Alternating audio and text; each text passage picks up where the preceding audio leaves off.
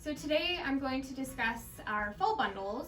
So we keep our fall bundles in the cabinets up here, and we even have a nice little reminder up here that the fall bundles are kept in the cabinets, so make sure that you stock those, okay? This is what our fall bundle looks like. So the reason why we keep our fall bundles stocked in the rooms is because previously, a couple years ago, there was an incident where the nurse did the fall score on the patient. They were a high fall risk, and she left the room to go get a fall bundle, which were kept at the secretary desks. And while she was out of the room, another patient stopped her and asked her a question. So unfortunately, she got distracted. In that time frame, I think it was under 5 minutes, the patient actually fell out of bed because they were confused, and the patient ended up having a head bleed. So it was a very unfortunate event. So it's very, very important that we make sure that these are stocked in the rooms for our patients, so that we can care for them the best that we can, okay? So patients that are moderate fall risk and high fall risk get the full fall bundle, okay? They don't go to the bathroom by themselves.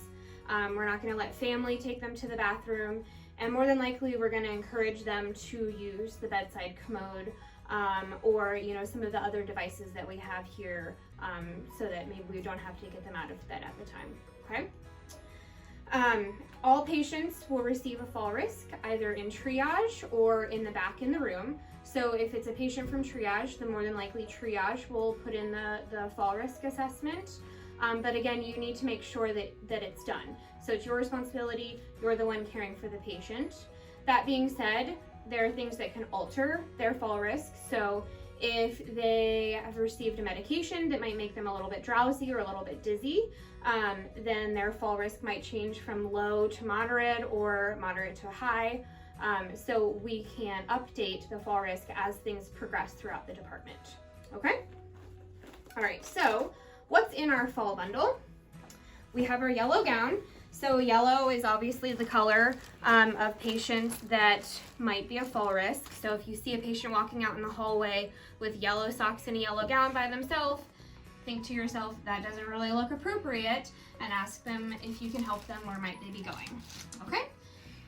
So we'll put the yellow gown on them, okay? They get yellow socks, and they get a yellow fall risk band, okay? We also want to put a fall mat. So this is a bed alarm, okay? And we're gonna put them on all of the patients that are moderate or high fall risk. So this piece comes with it, and it's like a non-slide pad. So personally, I like to put the fall pad in between two sheets. So if it's a high fall risk patient, then more than likely they're not going to be able to bend their knees and push themselves up, so you might have to use a draw sheet to help lift them up or down in the bed. So I like to put this between the two, between the halves, okay? So it can go under their hips or under their shoulders. Usually the hips is the best, okay? So this way when you lift them up or down, it goes with it and it doesn't slide out from underneath of them, okay?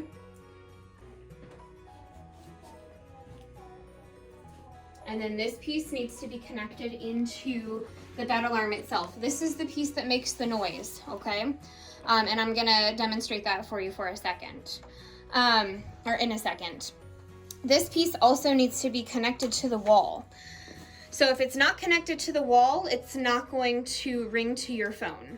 So it's just gonna be like a random bed alarm going off that unfortunately we tend to ignore, which we shouldn't, okay? So if it's connected to your phone, then you're gonna know that it's your patient that's getting up. That being said, we need to make sure they're all our patients. So if you hear a bed alarm going off, you need to look for it, okay? All right, so it connects down here to the bottom. It needs to have batteries in it. So if it's not making any noises, then it's because the batteries are dead.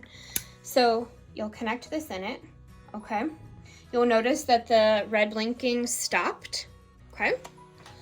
And once you apply pressure to the mat, so like I'm gonna pretend that I'm the patient that's gonna sit on the bed, that means that it's activated. So you heard the beep beep, and then once I remove pressure, it's going to alarm.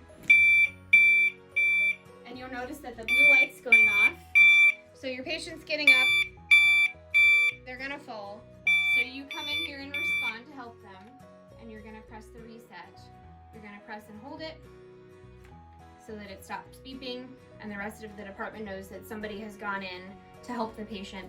And then again, once they apply pressure again and sit down, it'll be activated again, and it'll go off. So it's always good to test them to make sure that they're working, okay?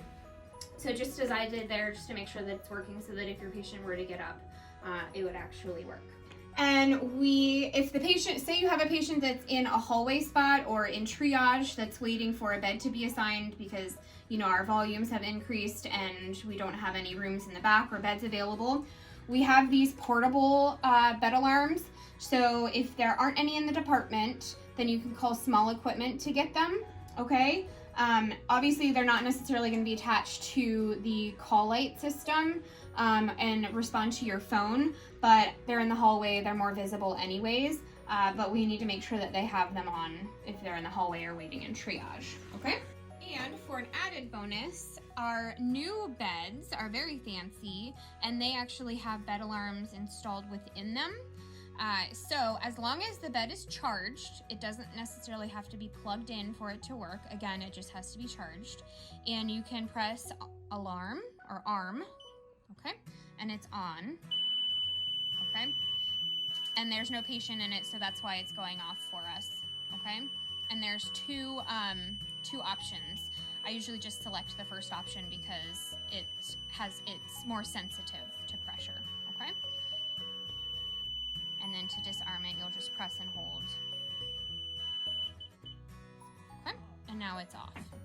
And then we need to make sure that we are putting on here that there are low, moderate, or high fall risk, okay? So we need to be filling out our whiteboards, putting your name and your phone number on here, okay? I like to put the phone number so that if the patient has a question or a family member has a question, they can call you if they don't see you right away. And then we're gonna go over here to our responder 5, and we're gonna mark them as a high fall risk.